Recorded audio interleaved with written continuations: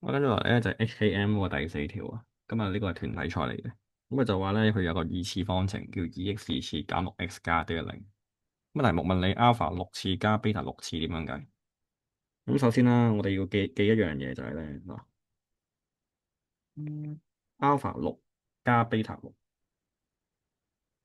好，首先咧就將佢變做 alpha 三加 beta 三嘅二次先，就減翻二 alpha 三次 beta 三次。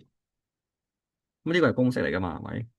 啊，然後我哋再背啦，咁佢就係 alpha 加 beta，就 alpha 加 beta 嘅二次減去三 alpha beta 嘅二次，就減翻二乘 alpha beta 嘅三次啦。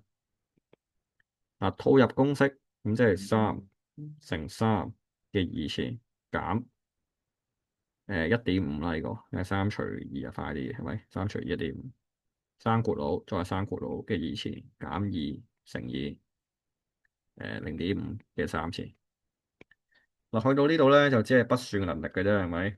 咁啊，大家就係啦，咁我就唔計啦，我用計數機撳算啦呢啲。好，計到啦，答案就係506啦。咁啊唔難嘅，即係佢用嗰啲 identity 去計嘅啫，搞掂啦呢條。